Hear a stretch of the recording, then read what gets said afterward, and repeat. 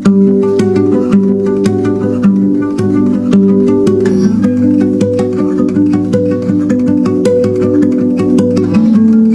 guys, saat ini kita sudah berada di PLTA Peninggalan Belanda Ketengger Baturaden.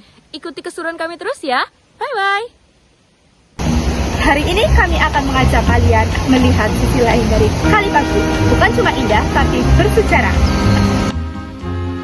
Kita akan menelusuri tempat yang dulunya menjadi jantung energi. Tempatnya dibangun hampir 1 abad lalu dan masih memberikan pelajaran tentang bagaimana manusia memanfaatkan alam dengan caranya. Di lembah sunyi Kali Pagu, air tidak hanya mengalir.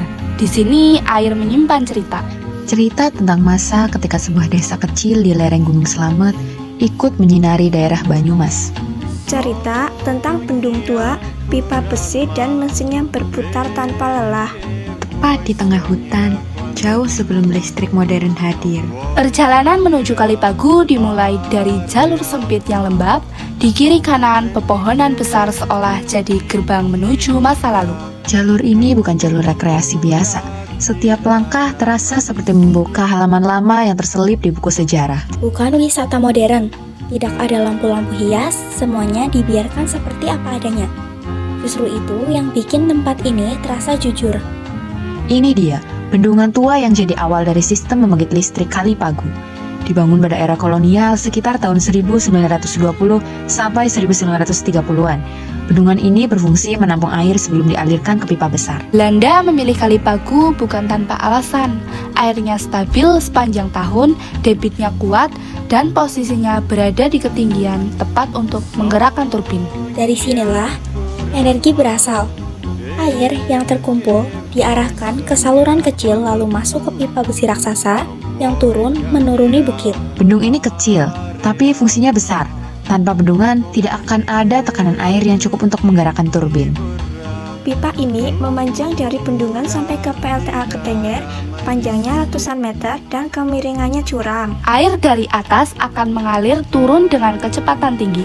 Semakin curam, semakin besar tekanannya. Di bawah, tekanan itu dihantamkan ke turbin, dan turbin itulah yang menghasilkan energi. Kalau dipegang, dingin.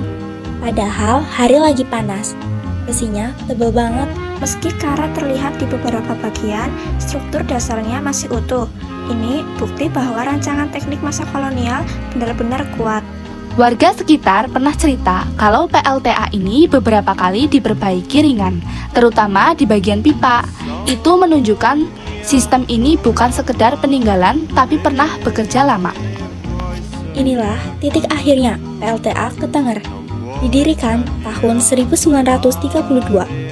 PLTA ini pernah menjadi pemasok listrik utama untuk daerah Baturaden dan sekitarnya. Mesin-mesinnya sebagian masih asli sejak zaman Belanda. Turbin-turbin tua, generator besar, dan sistem katup air. Semuanya dibuat dengan teknologi masa itu. Tidak semua PLTA tua bertahan sampai sekarang, tapi yang satu ini masih difungsikan sebagai pembangkit cadangan. Itu artinya teknologi hampir seabad ini masih mampu bekerja.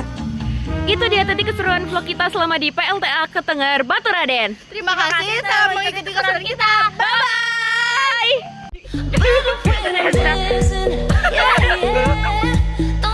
Itu dia keseruan kita vlog selama